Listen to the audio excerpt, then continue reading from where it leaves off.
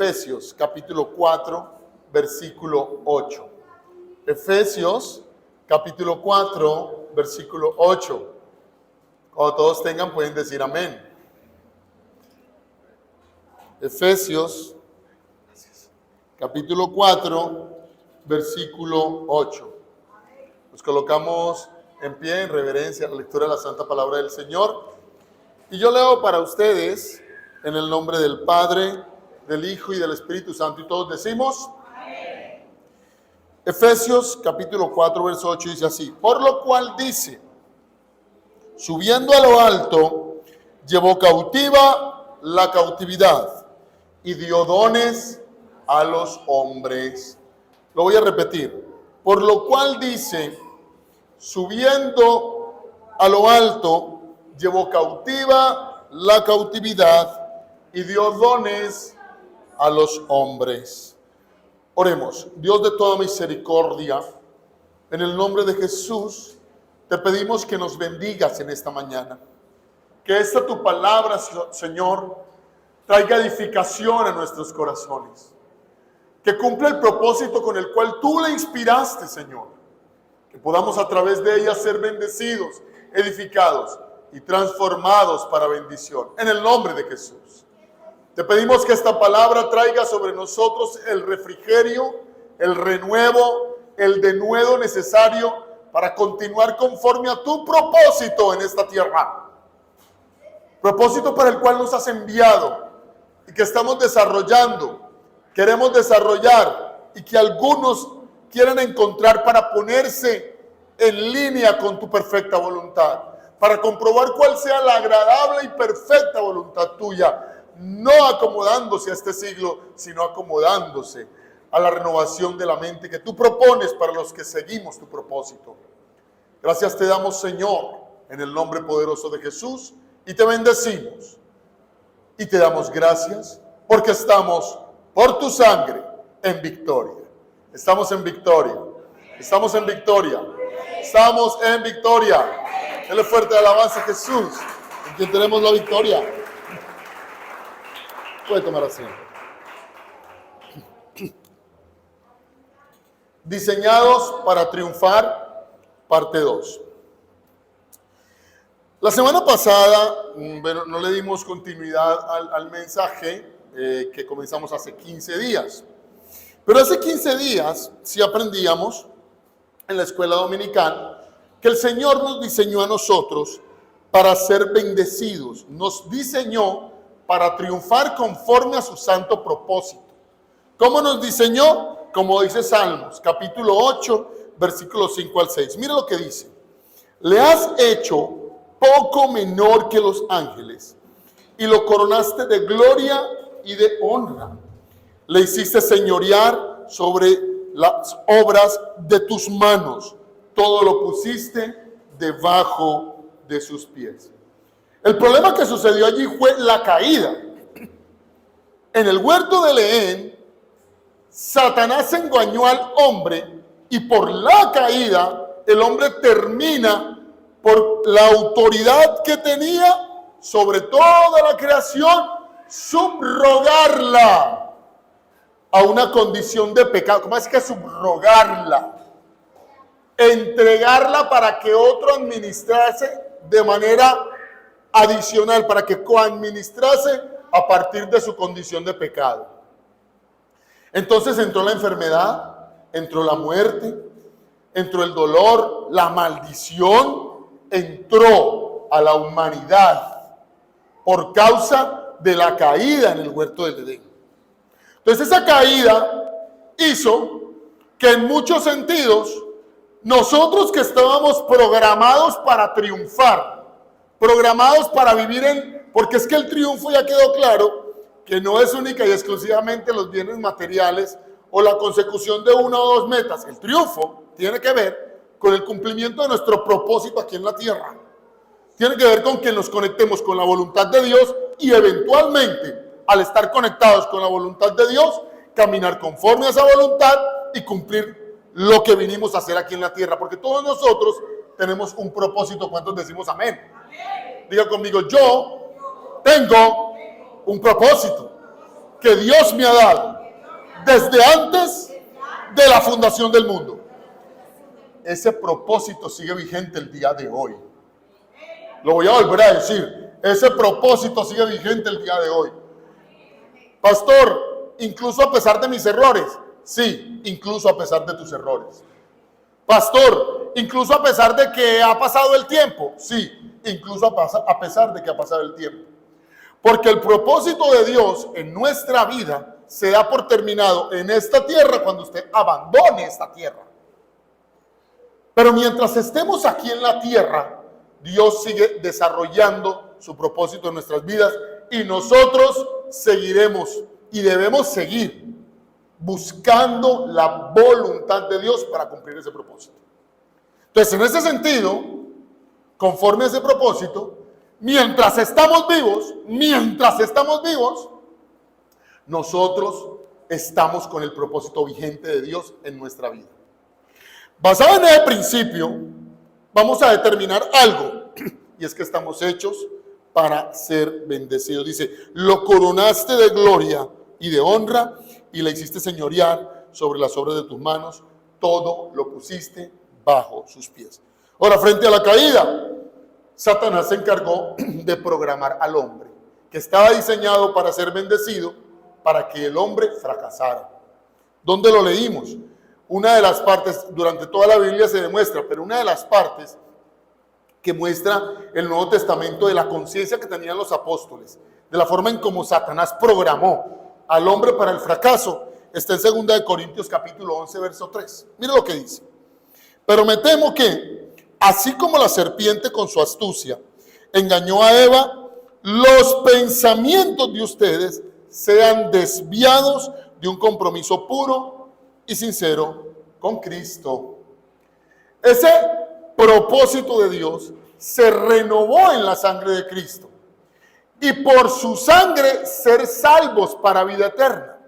Esa salvación para vida eterna está determinada por el sacrificio perfecto del Cordero Pascual en la cruz del Calvario.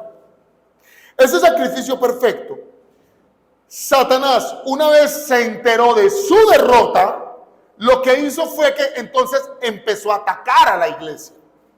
¿Y atacar a la iglesia para qué? Para que la iglesia se separara de ese propósito y que fueran desviados. Habíamos aprendido desde el griego esa expresión desviado significa corromper, ¿sí? Hacer corruptible, corromper el propósito de Dios.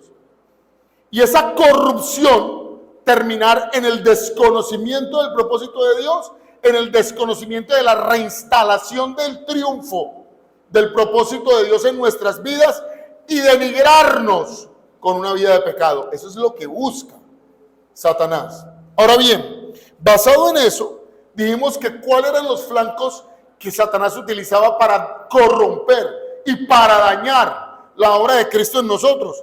Uno, el pecado, que atrasa todos los procesos. Usted puede ser el hombre o la mujer más maravillosos del mundo, pero peca y todo proceso de Dios se acaba en usted por el momento y queda aplazado, porque el propósito sigue igual. Lo que pasa es que se atrasa el cumplimiento por causa del pecado. Entonces el pecado retrasa todos los propósitos de Dios, los retrasa y hace que usted empiece a pensar de que ya Dios no tiene propósitos con su vida, y sí los tiene, solo que el pecado los atrasó. Entonces, digamos, es una especie de doble gol de parte del infierno y de Satanás para las personas que creen en Jesús. Primero los tienta para que pequen, y una vez pecan, les hace creer que se acabó el propósito. Entonces, atrasa el propósito y luego les hace creer que no hay propósito. Porque la culpa se encarga de hacerle pensar a las personas, ya pequé, ya la embarré, ya lo arruiné, ya Dios no tiene ningún propósito conmigo. Y eso no es cierto. Dios tiene un propósito perfecto con nosotros. Pastor, incluso si yo he pecado, sí, aunque se atrase y no te has muerto, el propósito sigue vigente. A su nombre. Dígale al que está cerquita a su lado, el propósito de Dios contigo sigue vigente. Dígale así, el propósito de Dios contigo sigue vigente. Así. Y si no le quiere creer, no importa, dígaselo 2 veces. El propósito de Dios contigo sigue vigente. Lo segundo, y el segundo flanco que utiliza Satanás, es la perversión y el degeneramiento de la familia. Decíamos que en la familia hay una construcción que el enemigo se ha encargado de diseminar a través de muy malas prácticas. Prácticas, los extremos. El enemigo siempre utiliza los extremos para degenerar las cosas. Primer extremo, el maltrato físico y el abuso físico. Y el abuso verbal, el abuso sexual, el abuso psicológico dentro de las familias. Hace unos años, como decíamos, hace 15 días, el IEF determinó que el lugar más peligroso para los niños era su propia familia, porque la mayoría de los abusos sexuales sucedían era por causa de un familiar lejano, cercano o un amigo de la familia. Entonces dice que el lugar más peligroso para los niños era su propia familia.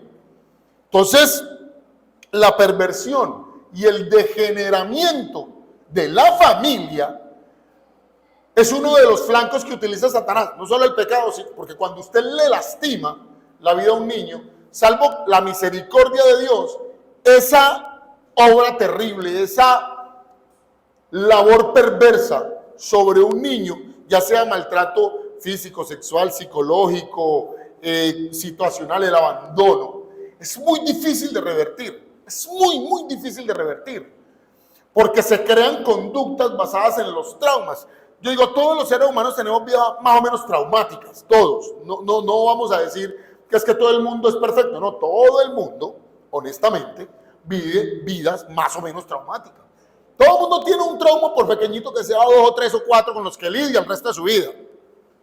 En Cristo, los traumas se modifican y pasan de ser elementos que nos atrasan a circunstancias que el Señor utiliza para aumentar nuestra madurez y para impulsarnos en la consecución del propósito que tiene con nosotros. Entonces, cualquier cosa que nos pase a nosotros en la niñez, lavada por la sangre de Cristo, renueva el entendimiento de la situación. Por eso es que usted ve que una persona que no tiene a Cristo en su corazón y sufre grandes traumas, permanentemente está diciendo, no, es que yo nací para fracasar, estoy perdido, perdida, me va a ir mal, siempre me fue mal, nunca me quieren, nadie me ama, mejor me como un gusano, bueno, lo que sea. Entonces, porque finalmente, todo el tiempo, está viviendo en función del trauma que vivió y no lo supera. En Cristo, la Biblia nos enseña algo que es que a través de muchas tribulaciones es necesario que pasemos para poder entrar al reino de los cielos. Y la Biblia dice que esta tribulación momentánea no se compara con el enorme peso de gloria que está sobre nosotros. Y si estamos pasando dificultades, el Señor pronto se revelará para a través de una dificultad bendecirnos conforme a su propósito. ¿Cuántos podemos decir amén? Ahora bien, y aprendíamos también que no solamente en la familia, sino que aprendíamos que el declive de la sociedad terminaba por acabar también por ser uno de los flancos que utiliza Satanás para desviar y programar al hombre para el fracaso. Entonces el pecado, la familia, y el extremo pues del maltrato, pero el otro extremo de la desatención. ¿Sí? Hablábamos, por ejemplo, de que la contemporaneidad da como fundamento de la crianza la aceptación y la comprensión de todo lo que hagan los hijos. Entonces todo lo que hacen los hijos está bien. Con la inmadurez, con la poca sensatez que tiene un joven que no sabe cómo funciona el mundo, la moral, la ética y los afectos, necesita un ser humano adulto que haya pasado de manera adecuada por la experiencia de vida y le diga, ¿sabes qué, jovencito? No, ¿quiénes son esos? Los papás. Los papás, papá y mamá son los que están llamados a decir, no, ¿sabes qué? No es así. No es esa la manera, por ahí no es. Por eso dice la Biblia, instruye al niño en su camino, ¿cierto? O sea, en sus talentos, en sus dones, que aun cuando fuere viejo no se apartará de ellos. Está hablando del camino del Señor, está hablando de sus talentos. Pero la Biblia dice también que enseñarás esta palabra a tus generaciones, a los hijos y a los hijos de tus hijos. Y a Josué le dijo que no, ahorita leeremos a Josué, que dice que no se apartará este libro de la ley, sino que se meditará en él. Y que él le escribirá en la tabla de nuestros corazones. Entonces, la palabra de Dios es la guía de fe y conducta. Y esa guía de fe y conducta tiene que estar en la mente y corazón de los padres de familia para poder corregir a sus hijos. Es que la sociedad hoy dice, no le preste ninguna atención, que su hijo se puede hacer lo que quiera en la cabeza y ponerse y quitarse y decir y andar y experimentar. Hoy no, hace algunos días, pero hoy recordaba que leía yo la historia de un hombre que se modificó todo el cuerpo, se tatuó todo el cuerpo, se quitó la nariz, se quitó las orejas, dice que para parecer un alien, y se puso prótesis, tiene como cachitos y como tumorcitos, se le ve como, y se colocó piercings, y se quejaba por discriminación, porque él decía que lo discriminaban al llegar a los restaurantes, porque cuando él llegaba a un restaurante no le permitían sentarse en la puerta ni afuera, sino que le decían que le daban la comida para empacar, lo llevaban a una mesa donde no lo vieran, para que no espantara a los clientes. Porque los clientes cuando lo veían, decía del temor que generaba su aspecto, entonces más bien preferían otro restaurante. Entonces les decía que sentía discriminación. Se discriminó él porque él tomó la decisión de modificar su cuerpo hasta dejarlo de esa manera. ¿Quién lo mandó? ¿Quién lo mandó? Nadie lo ha mandado, se mandó él solito. Eso es como el cuento de las comunidades diversas que dicen es que queremos adoptar hijos.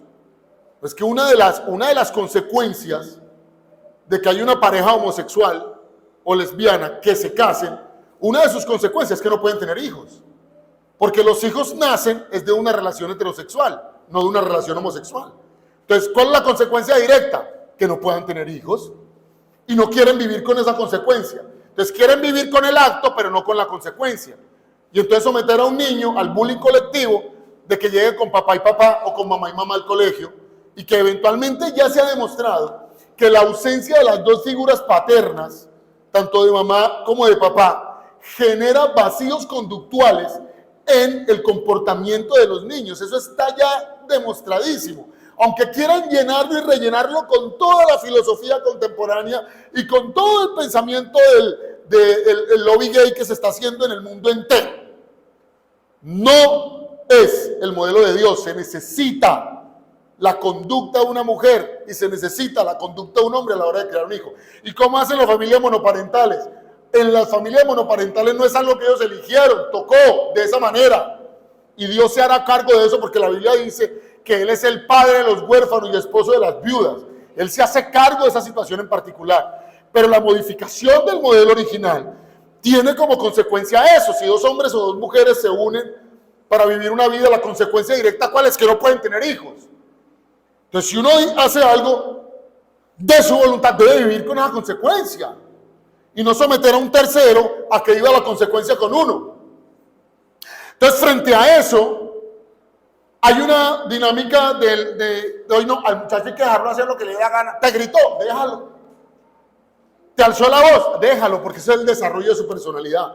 Déjalo, desarrollo de su personalidad. Aquí más de uno podemos dar fe que ese desarrollo de la personalidad de nosotros no permitía ni siquiera que le levantáramos los ojos a nuestros padres. Aló. Uno a un muchacho le decía, y lo digo todo el tiempo, a nosotros a veces andábamos con comandos visuales, A nosotros nos controlaban con comandos oculares. Sí, a uno le decían, ya uno sabía, vete para el cuarto, métete ahí, no salgas hasta que la visita se vaya, porque si sales ya sabes que te contramato cuando se vaya. Todo eso significaba esa mirada. Hoy un perro le hacía así y el perro así.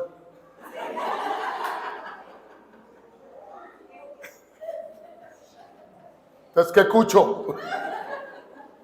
Y uno se empieza a mirar, ¿será que tengo mucha cana o qué? Porque la contemporaneidad dice que la corrección tiene que ser sumamente progresista. Sumamente. No, al muchacho, si lo ve metiendo marihuana, hijo, por favor, no te metas eso. Ten cuidado. Ten cuidado. Si mi abuelo, el papá de mi mamá, me hubiera visto a mí con eso en la boca, me la hace tragar. Pero no fumada, sino prendida. Alguien decía, no, lo que pasa es que ese es el libre desarrollo de su personalidad. Eso es una falacia, porque el libre desarrollo de la personalidad dentro de una cultura, por ejemplo, como la colombiana, vamos a entenderlo así. Que el muchacho puede ponerse, quitarse, hacerse, pues sí, todo el mundo. Pero cuando, por ejemplo, usted va al ejército, ese mismo gobierno que dice que usted tiene derecho al libre desarrollo de la personalidad, no le deja crecer el cabello. Y ese mismo gobierno no le deja poner un piercing. Y ese mismo gobierno no le deja poner candongas en las cejas. Entonces, ¿cómo así? Libre desarrollo para unas cosas y sin libre desarrollo para otras.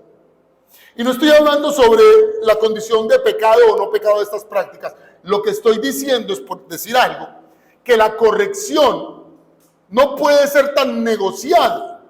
Hay muchas personas que dicen, no, es que mis hijos son mis amigos. ¿Qué le dijo usted eso? Su hijo no es su amigo. Ni usted es el hijo, ni usted es el amigo ni la amiga de su hijo. Usted es su papá, su mamá. Eso supera cualquier amistad. Esa forma de amor supera cualquier amistad. Porque el amigo porque te ama te alcahuetea. El amigo porque te ama te dice a qué horas te recoge en el carro o en la moto. El amigo porque te ama no le dice a tu papá que te vas a volar en la noche. El amigo porque te ama va y te hace el 2 con la muchacha, con el muchacho. El amigo que te ama te pasa hasta para la pastilla del día después. El amigo que te ama te da para los preservativos. El amigo que te ama hace muchas cosas para ti. Pero ¿sabes qué pasa con el amigo que te ama cuando tienes un hijo? Le dice, ¿por qué no le dices a tu papá que te ayude?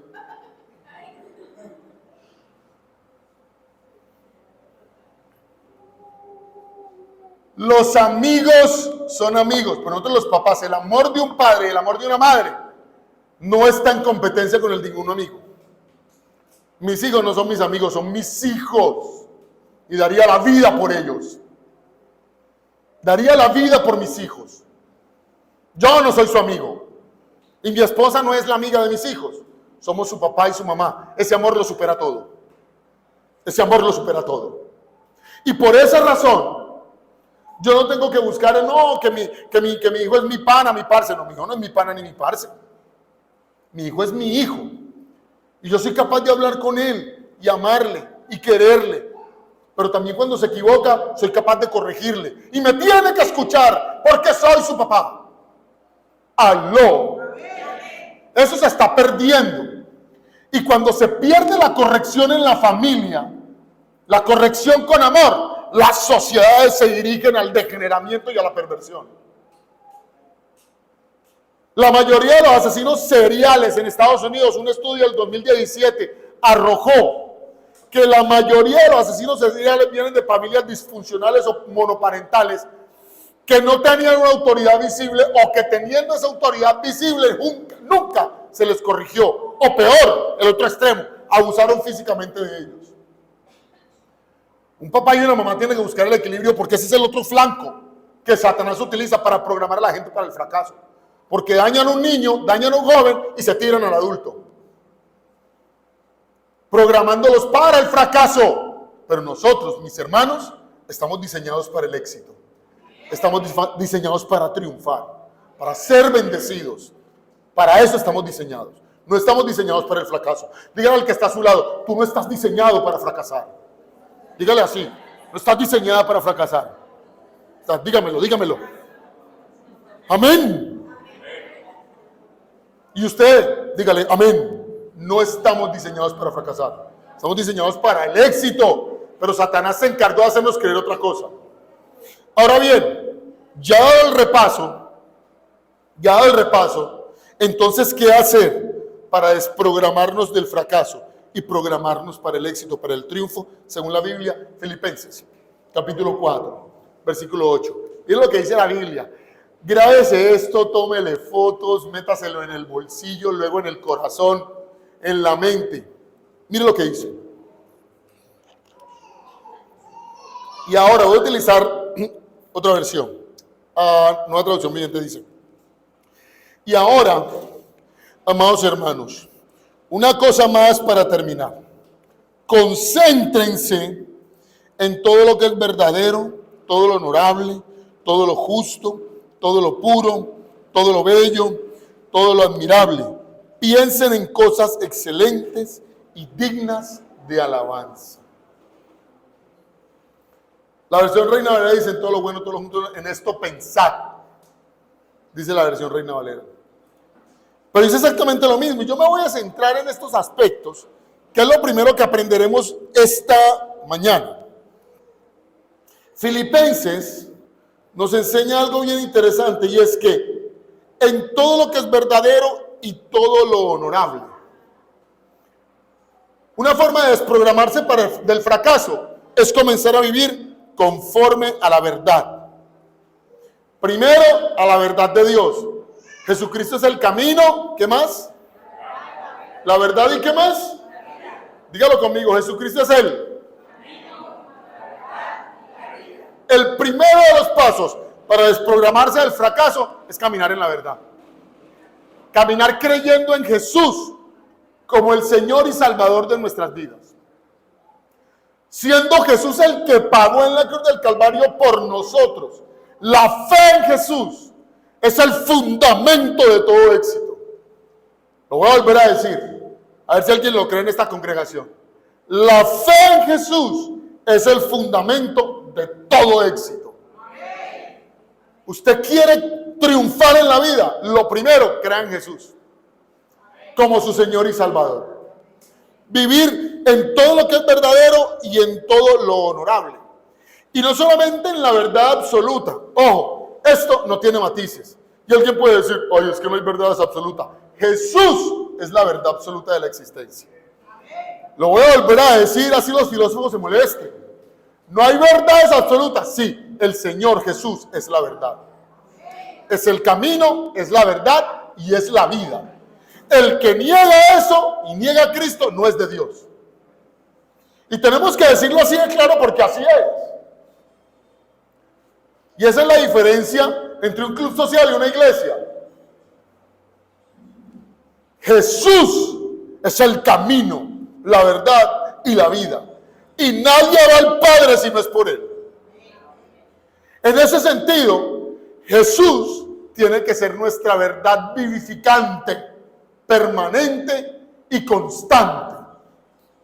Y no como un artilugio religioso. Debo vivir para Dios. El hecho de que yo diga, en la Biblia enseña que todo lo que es verdadero y todo lo honorable, lo primero que es verdadero es Jesús. Jesús tiene que ser verdad para mi vida. Tiene que hacerse real para mi alma. En mi vida práctica, en mi vida cotidiana, Jesús tiene que ser real. Tiene que ser de verdad, verdad. Esto implica vivir conforme a la verdad. Y el principio ético de esto, más que el principio soteriológico, sino el principio ético, tiene que ver con lo siguiente: decir la verdad. ¿Alguien quiere desprogramarse del fracaso? Comience a decir la verdad. Viva conforme a la verdad. Porque cuando alguien miente, para sostener y soportar esa mentira, tendrá que decir cada vez nuevas y mejores y más grandes mentiras. Comience a vivir con la verdad.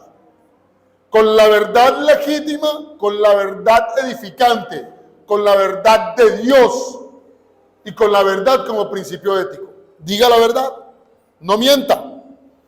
Mentir es obedecer al fracaso. Y por esa razón, decir la verdad se constituye en un imperativo categórico. Ese imperativo categórico que alguna vez lo diría un filósofo llamado Immanuel Kant, habla sobre que yo debo entender que decir la verdad y defender la verdad es un elemento ético importante. Ahora bien, esa verdad obedece a la vida. Se podría hablar mucho sobre, ¿y qué tal si alguien me pregunta por una persona y yo sé que esa persona que me está preguntando va a matar a otro? ¿Tengo que decir la verdad o tengo que mentirle? Es que la vida es una de las verdades absolutas de la ética cristiana. Debo conservar la vida. Y ahí es donde se justificaba el hecho de que muchos hombres en Alemania nazi mentían diciendo que no sabían el paradero de los judíos mientras ellos los tenían resguardados. Porque es la vida por encima de una verdad de esa naturaleza. Entonces no es decir la verdad a ultranza sin las consideraciones éticas del cristianismo. Es la verdad verdadera de vivir conforme a la verdad absoluta que es Cristo Jesús. ¿Cuántos decimos amén? Amén. Lo otro dice, todo lo verdadero, todo lo honorable, y luego dice todo lo que, todo lo que, lo justo, todo lo justo. Quien quiere programarse para el triunfo debe buscar la justicia y vivir conforme a la justicia. No ser injustos con los demás, es un principio fundamental. Dar a cada quien lo que se merece, pero obrar con misericordia como la que Cristo obró con nosotros cuando nos perdonó y nos salvó. Es decir, la justicia es ser un hombre y una mujer ecuánimes. ¿Cómo así que ecuánimes? Darle a cada quien lo que se merece. Y cuando lo que se le va a dar a alguien es perjuicio, obrar conforme a la misericordia. Eso es ser justicia. Porque alguien dirá, ay no, pero ¿cómo así? Y el que me hace mal, hay que pagarle mal por mal. Eso no es lo que dice la Biblia. Además, usted y yo, la Biblia nos enseña que fuimos salvados por misericordia. No por obras para que nadie se gloríe, sino por gracia. Por la gracia del Evangelio. Aquí todos y cada uno de nosotros éramos culpables de condenación. Éramos culpables. ¿O es que somos muy santos, pues, que no hemos cometido errores? Todos hemos cometido errores, todos. Todos tenemos nuestra historia oscura, nuestro pasado negro. Alguien dice, no, es que en la iglesia lo que hay es un poco de hipócritas que ahora se creen santos. No, no nos creemos santos, somos santos por la sangre de Jesús. No por nuestras obras, sino por la misericordia del Señor Jesús. ¿Cuántos le dan la gloria a esa justicia que nos salvó y nos limpió?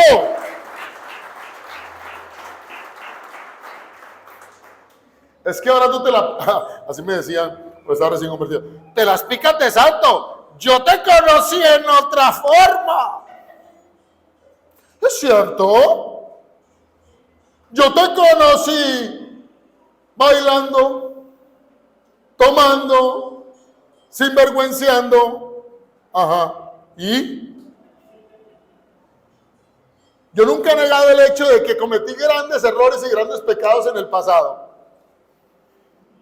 Y ya no me avergüenza.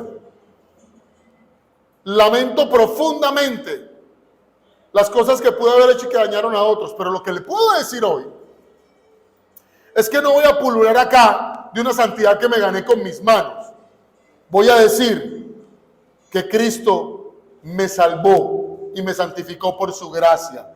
No porque lo mereciera, sino porque Él me amó primero. Y eso no pasó conmigo. Pasó con todos los que estamos aquí. Pasó con todos los que se acercan a la cruz del Calvario. Es cierto, tal vez tenemos una historia oscura, pero la luz resplandeciente de Jesús nos sacó de las tinieblas en las que estábamos perdidos en delitos y pecados. A Él sea la gloria por los siglos de los siglos de los siglos.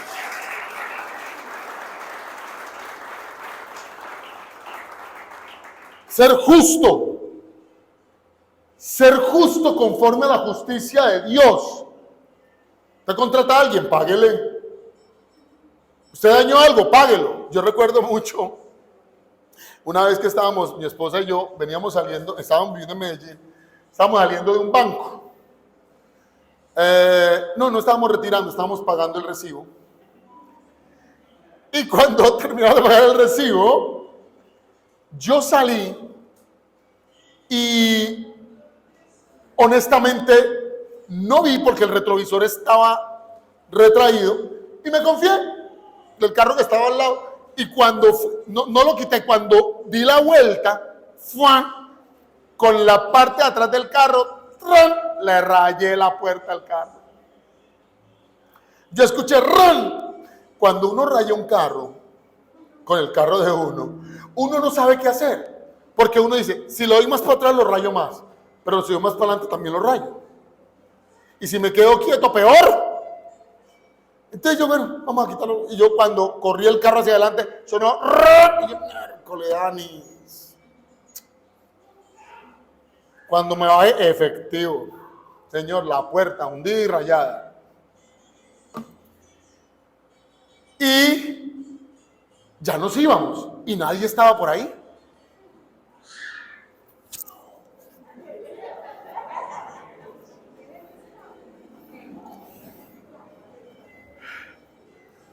Nadie estaba mirando.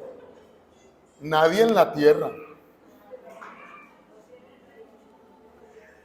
Tal vez nadie humano, nadie que yo supiera, porque todos los bancos a la afuera tienen cámara, ahí estaba, seguramente. Pero el Señor me estaba viendo. Y entonces, Dani, yo quédate aquí, voy a mirar a ver. Entonces entré al banco a preguntar que si alguien le quiere el carro. Oye, ¿qué pasó? No, es que rayé ese carro. Y un señor alcanzó a decirme, pero váyase.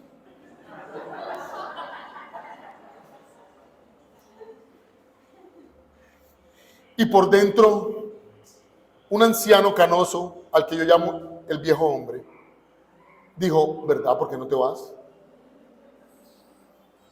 No tienes ahora para pagar eso. No. No. Porque es duro. Cuando no tienes es duro. No me voy. Llamé al Señor. Sí, el carro mío. Señor, qué pena. Iba saliendo y rayé su carro. Yo, honestamente, lo lamento, vine a buscarlo porque quiero acordar con usted el pago del arreglo del carro. Y el Señor me quedó mirando como bacteriólogo.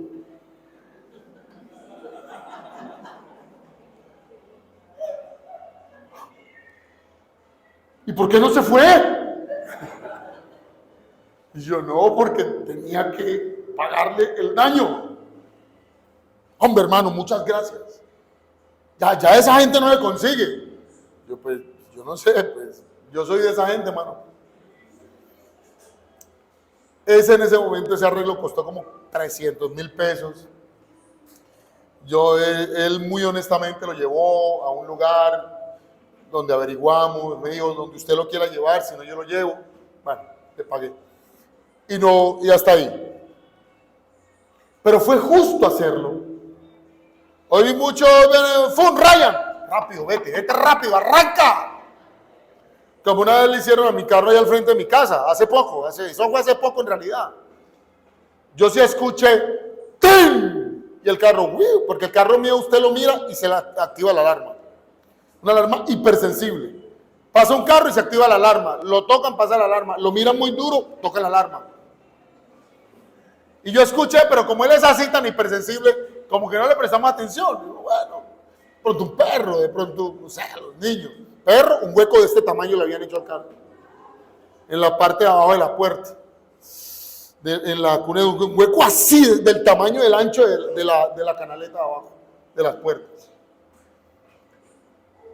Después fui a preguntar, y algunos vecinos sí me dijeron, no, eso fue por ahí una moto. Y entonces yo pregunté, ¿y cuál moto? No, vecino, no. Yo no le voy a decir eso. Entonces ahí es donde uno dice, uno tiene conocidos, no amigos.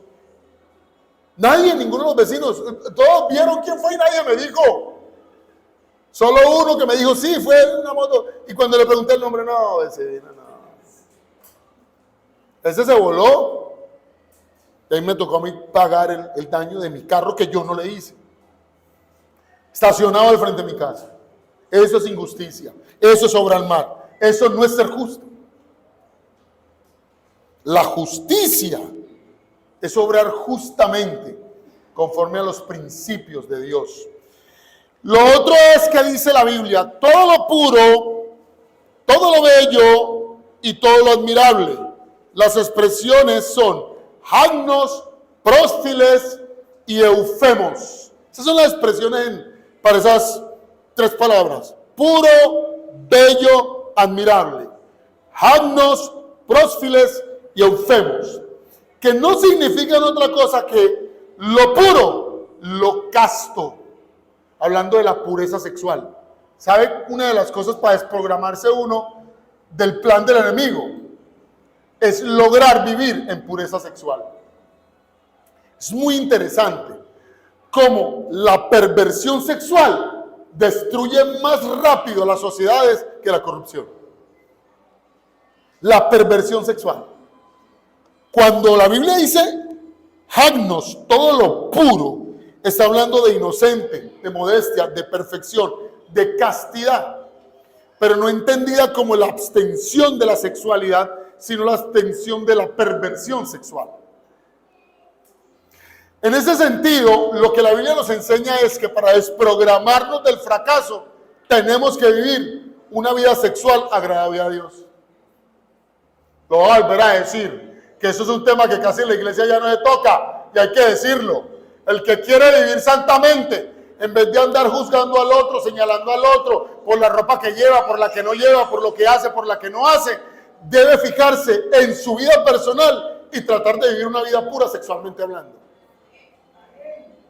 La pureza sexual, Dios dejó el sexo para dos razones: para que nos reproduzcamos dentro del matrimonio y para vivir conforme al propósito de Dios dentro del matrimonio. ¿Por qué? Porque es el propósito de Dios que la familia se instituya. Primero que iglesia, hubo familia. ¿Quieres una familia? Cásate. Pero eso de andar con una, con la otra y pensar, y sobre todo las sociedades latinoamericanas, que creen que el que anda con muchas mujeres entonces es el más macho, o que la mujer que anda con muchos hombres entonces es la que tiene libertad femenina, la liberación femenina. Yo escojo con cuántos hombres me caso, y entre más hombres tenga en mi vida y no me case, mejor. Eso acaba con la estabilidad emocional de una persona. Lo que la Biblia enseña, mis queridos hermanos, es que parte de la programación del fracaso que Satanás logró en el ser humano, en la humanidad, es la perversión sexual.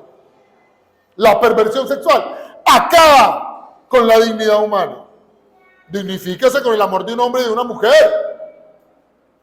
Y ojo, yo no estoy hablando solamente de ir a la cama y acostarse con un hombre o con una mujer. Es vivir una pureza sexual desde la conciencia. Porque la Biblia dice que el Señor Jesús diciendo, habéis escuchado, no adulterarás, mas yo digo que cualquiera que mirare a una mujer deseándola en su corazón, ya ha adulterado con ella. Lo que está diciendo es la lascivia. Hay personas que no se acuestan con todo el mundo, pero porque no pueden. Lo voy a repetir. Hay personas que no se acuestan con todo el mundo, pero es porque no pueden. Porque si pudieran poner una oficina de despacho por turnos, lo harían. Eso pasa una mujer bonita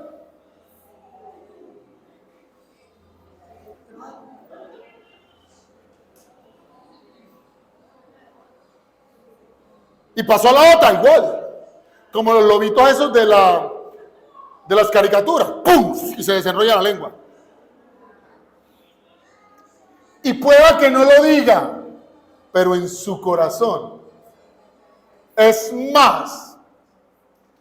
Y eso aplica para hombres y mujeres.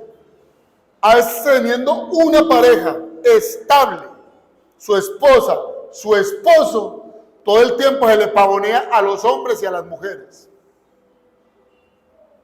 O todo el tiempo está haciéndole alusión al que le desea y al hombre a los hombres que la desean o a las mujeres que lo desean. Es un defecto del corazón. Aló. Oh, y eso no tiene que ver nada con el vestido, pero tiene que ver mucho con la intención con la que te vistes. Aló. Cada quien se puede vestir como le dé la gana, sin descubrir las desnudeces. Pero a lo que me refiero es que cuando la Biblia enseña todo lo puro, está dándonos una indicación fenomenal. Cuida tu integridad sexual. ¿Quieres tener vida sexual? Cásate. ¿Quieres disfrutar de la vida sexual? Hazlo con tu esposa, con tu esposo. Pero vas a andar para arriba y para abajo con el uno, con el otro, y haciendo y deshaciendo. Cásese con una pareja estable y echa para adelante, que Dios lo va a bendecir. ¿Cuántos dicen amén? Dios le va a bendecir esa familia, ese hogar. Se lo va a bendecir. Pastor, lo que pasa es que yo me separé y ya mi esposa o mi esposo anterior ya tiene su compromiso. Bueno, el otro está castigado. La Biblia dice que el otro por adulterio ya quedó listo. Usted está libre para casarse. Eso dice la Biblia. No es que hay gente que le da miedo decir eso. Aló. A su nombre. De casar. La pureza sexual, todo lo bello. Prosfiles, es decir, la amabilidad. Ser amable, no ser hosco, no ser ogro. Eso es una forma de reprogramarse para el éxito. Hay personas que no le soportan un mal comentario a nadie. Y honestamente yo debo confesar mi pecado. Hace mucho tiempo yo era así. Hace poco tiempo yo era así. Hace un tiempo prudencial yo era así. Pero me di cuenta que el que quiera alegar, lo mejor que le puede pasar al que quiera alegar es dejarlo alegando solo. Eso es lo mejor que le puede pasar. ¿Por qué? Porque la gente sola no alega. La gente sola no alega. A mí cuando alguien, y sobre todo en mi profesión, todo el tiempo hay personas, padres de familia, los mismos estudiantes, compañeros, que se vuelven una candelita, una hoguera grande. Cuando quieras hablar, hablamos. Por ahora me voy. Y eso les da más rabia, pero si yo me quedo ahí, pueda que yo entre en ese juego. Mejor me voy. Mejor me voy. Ahora, si me piden explicaciones, las doy. Con mi modo, forma y estilo.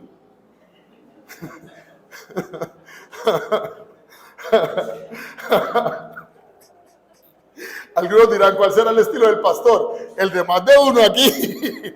El de más de uno aquí. Aquí cada uno tenemos nuestro propio estilo. Pero, dice, todo lo amable, prosfiles, todo lo admirable, eufemos. Es decir, todo lo que tenga buen nombre.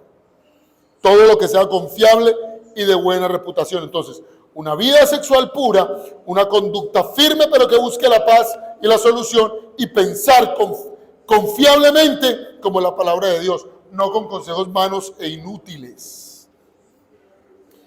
Y la Biblia enseña, piensen en cosas excelentes. Es decir, Dios no premia la mediocridad.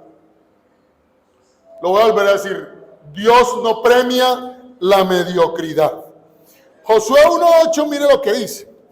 Nunca se apartará de tu boca este libro de la ley, sino que de día y de noche meditarás en él, para que guardes y hagas conforme a todo lo que en él está escrito, porque entonces harás prosperar tu camino y todo te saldrá bien. Dios no premia las empresas mediocres. Si usted quiere que le vaya bien en algo, hágalo con excelencia. Y para la excelencia se necesita planificación. Y para la excelencia necesita dedicar tiempo. Y para la excelencia necesita trabajo. Y para la excelencia necesita insistencia, constancia. Todo el mundo dice, ay, ¿por qué a fulano le va bien? ¿Y por qué a fulano le fue tan bien? Porque fulano hizo lo que tú no hiciste. Hola. La mediocridad no es algo que Dios premie.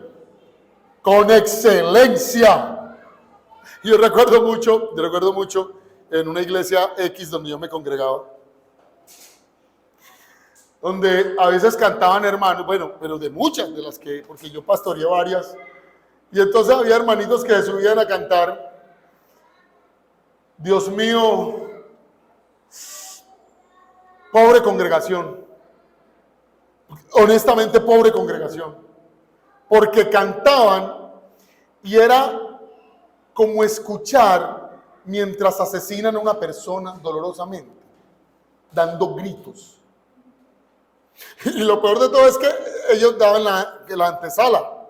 Decía, yo no canto, pero lo hago para la gloria de Dios. Y yo, ¿y por qué cantas? Porque eso es como el que dice, yo, de pronto que llegue una persona, yo no hago edificios, pero voy a hacer a ver cómo me queda. Yo no compraría una oficina ni un apartamento en ese edificio. Y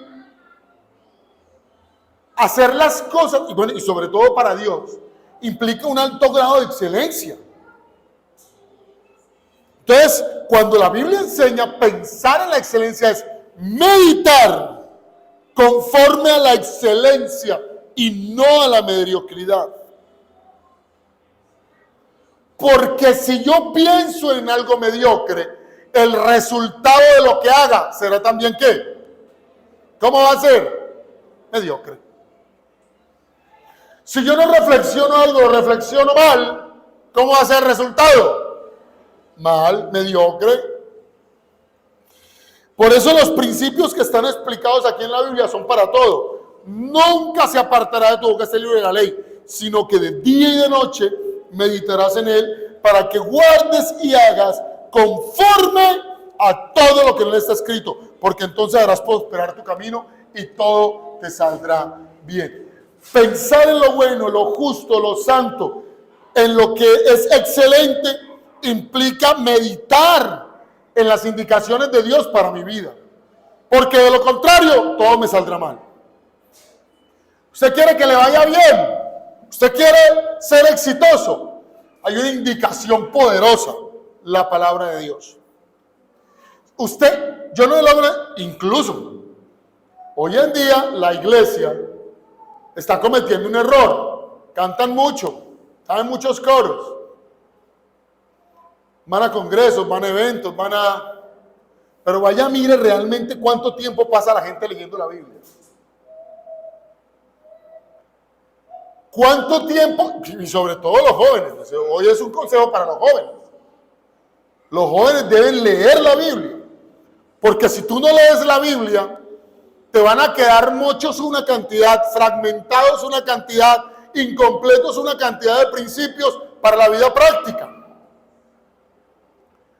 Te puede escuchar todas las canciones que quiera, las que quiera, escúchelas. Pero la palabra de Dios es irreemplazable. Si usted no estudia la palabra de Dios, usted va camino a la mediocridad. La excelencia se encuentra con los principios bíblicos. Y no solo para el ministerio, sino para todo lo que hagas en tu vida. ¿Quieres que te vaya bien? La palabra de Dios. La palabra de Dios. El primer principio para desprogramarse es la mente. Todo lo verdadero, todo lo honorable, todo lo justo, todo lo puro, todo lo bello, todo lo admirable y cosas excelentes. Si algo digno de alabanza, en esto pensar. Hay que cambiar la cabeza. Usted nunca va a lograr el éxito si no cambia la cabeza. Nunca va a lograr la integridad en lo que sea que haga, si quiere ser exitoso, si no cambia la cabeza. Y para cambiar la cabeza, no solo hay que seguir estos principios, sino que hay que leer la palabra de Dios para conocer todos los principios. Para conocer cada uno de los principios. Y entonces, desprogramarse no es solo pensar, no, también es actuar. ¿Y cómo aprenderemos a actuar? En la próxima escuela dominical. Versión 3 de la serie. Pero lo que sí nos debe quedar hoy es lo que dice Josué. Nunca se apartará de tu boca este libro de la ley, sino que de día y de noche meditarás en él. Porque en la palabra está todo lo bueno, todo lo puro, todo lo santo, todo lo digno de alabanza. Si hay virtud alguna, está en las sagradas escrituras. Dígale, Señor, hazme excelente para tu gloria. Levante sus manos y dígale, hazme excelente para tu gloria. Cierre sus ojos y dígale, yo quiero ser excelente para tu gloria, Señor. Hazme excelente para caminar conforme a tu propósito. Saca de mí esta programación del enemigo e introduce los códigos de programación celestial, tu propósito para mi vida. Tu propósito para mi vida. Digámosle todos en esta mañana, Señor, haz que mi mente piense en todo lo bueno, todo lo puro, todo lo santo, todo lo digno de alabanza, todo lo excelente. Y para hacer eso, dame el querer como el hacer de leer tu santa palabra. Dígale, tu palabra, Señor. Oh, Señor. Dígale conmigo en esta hora.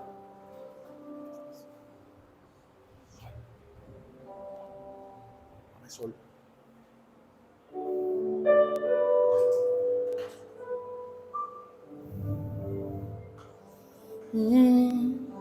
Toma mi mente, Señor, para ti. Dígale conmigo, mis pensamientos purifica, oh sí. Toma mi mente, oh Señor, oh para ti. Y mis pensamientos, oh purifica, sí. Es que yo quiero obedecer y también quiero vencer, pero nada puedo hacer sin ti. Es que yo quiero obedecer y también quiero vencer, pero nada puedo hacer sin ti. Dígale, toma mi mente. Toma mi mente, Señor, en el nombre de Jesús. Con tu Espíritu Santo te pido que tomes la mente de todos los que estamos aquí en el auditorio, de todos los que están en la transmisión, para que tú saques con tu poder la programación del enemigo e introduzcas los principios bíblicos de que nunca se aparte de nuestra boca este libro de la ley, en que, Dios mío, podamos pensar en todo lo que es verdadero, en todo lo honorable, en todo lo justo, en todo lo puro, en todo lo bello, en todo lo admirable, en cosas excelentes, en lo que es digno de alabanza, y poder caminar conforme a esos principios. Si tú que estás en el auditorio o estás en la transmisión, aún no te has arrepentido de tus pecados y no has dejado que Cristo sea tu Señor, repita conmigo esta oración. Señor Jesús, te pido perdón por todos mis pecados. Escribe mi nombre en el libro de la vida y obra en mí el milagro del nuevo nacimiento. Señor, transforma mi mente y prográmame para el triunfo, en el nombre de Jesús. Si estás en el auditorio, congrégate con nosotros acá en el Renuevo. Si estás cerca del Bajo Cauca, escríbenos y te diremos cómo llegar a este lugar. Y si no sabes dónde congregarte, dinos también y te sugeriremos una congregación a la que puedas asistir y seas bendecido por la palabra del Señor. Y a los que estamos acá,